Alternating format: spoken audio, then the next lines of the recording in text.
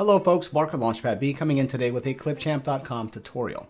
Now the topic I'm going to talk about today is probably one of the most requested features that I get on my channel for Clipchamp, which is motion tracking. Being able to put something on the screen and then tell Clipchamp that you want it to move from one point to another point during the timeline. It's called motion tracking, or it's called keyframing on other software. Clipchamp just doesn't do it. I don't know why it doesn't do it. It's probably not easy to program maybe. But I found a workaround. It's one of those eureka moments where I was just like, aha, I think we can do this. And so it's going to require using PowerPoint.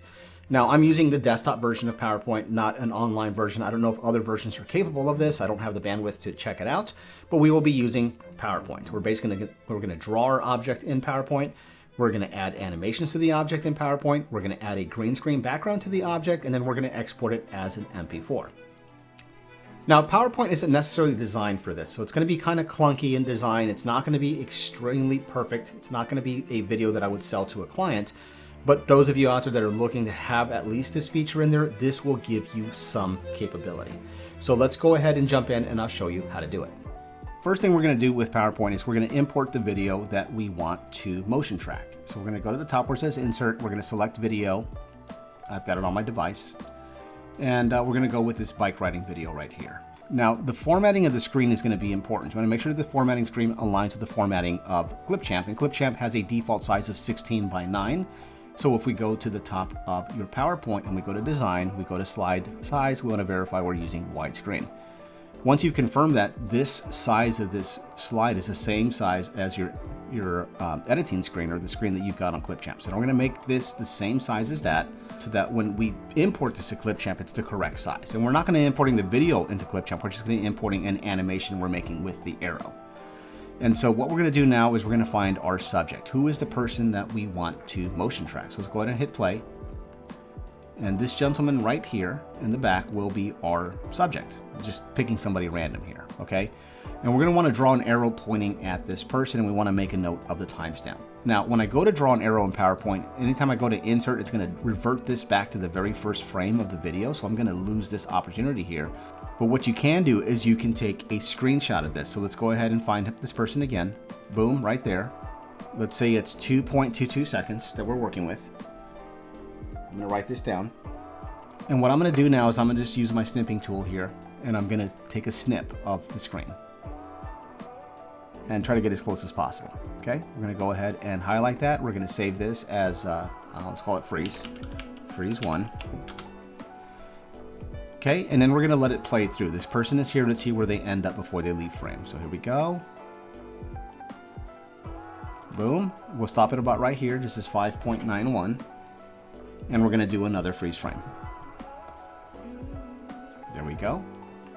And we'll call it freeze 2. Fantastic. Okay, so now that we got the freeze frames created, this video can kind of stay in the background over here. I'm going to drop freeze number 2 in first. This one here. And again, I'm just going to size it to fit. And then I'm going to drop in freeze 1. Boom. And now we're ready to start doing our animations and drawing our arrows. So first thing, I'm going to go ahead and insert my arrow. Let's just use something basic here. Boom, here we go. It's this guy back there. There he is. Maybe change the color of it. Maybe he'll just say hi. All right, there we go. So we've created that. So that arrow is going to follow that person through the frame. So now what we're going to do is we're going to go to our animation pane. And what we need to do in the animation pane here is animations, add animation, and we're going to add a fade in. We want this to just kind of fade there. And I'm going to go ahead and open the animation pane because it makes it a lot easier for me to work with. Because right now it has a video on here. That it has the original video here. Sometimes it doesn't. You can go ahead and just click on the video and add an animation if you need to. But if we play it from the beginning, what's going to happen is it's going to want to play the entire video. And then when the video is done, then it'll bring in the hi afterwards. We want the call out to appear with the video. And so when we do that, it's going to look like this. It's going to appear too early. Okay, so what we're going to do now is we're going to go to here. We're going to select our timing. And we're going to delay. So we want this to appear after 2.22 seconds. which is what we noted on the timestamp. Okay, so now let's see what that looks like. Here we go, and play. Boom, there's our guide, there's our arrow. Fantastic. Okay, so the first part of the animation is done. So now what we're going to do is we are going to create the animation of him being tracked. So this was the first one. This is the one where he first came up. Boom, hi. And then now what we want to do is we want this arrow to follow this guy from where he was here to where he is over here. Okay. Let me zoom in a little bit. And so what we're going to do now is we're going to click on this here, and we're going to add an animation.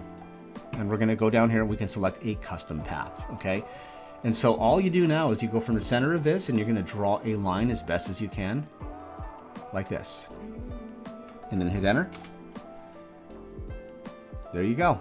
It's not perfect. You can tinker with it, but just for the sake of the video, we want to go ahead and, And so what's going to happen now is we want this to happen with the previous as well. We want this to happen all together. So see what it looks like. Boom. Video plays. Thing comes up. Now it's moving super fast. You see that? So now what we're going to do is we're going to change the timing on this. And we're going to adjust the duration here. There we go. And this duration is going to be 5 seconds. Okay.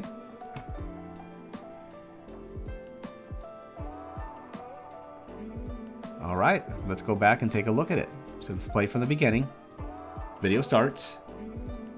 There's my guy. And okay. So it's not going to be picture perfect, but this is pretty good considering we're working with something that's not designed for this. But here we go. There he is. And follow, boom, fantastic. All right, so for the most part, we've got the animation done. Now, I do encourage you to really tinker with this and kind of get better at it. I'm doing this very quickly just to kind of show you a very high level. So what we're gonna do now is we're gonna go ahead and I'm going to bring in an image. We're gonna turn this into a green screen image. We're gonna draw a shape and we're gonna completely cover our field. There we go. We're going to fill it with a color that is a green screen color, so it's there. But if you don't know where to find it, just go to More Fill Colors. You can go to Standard, select a bright neon green. There you go. We're going to send this to the back. Got it.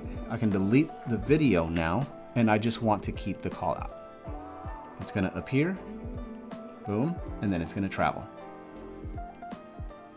Fantastic. Okay, so now what we're going to do is I'm going to go ahead and export our animation now as an MP4.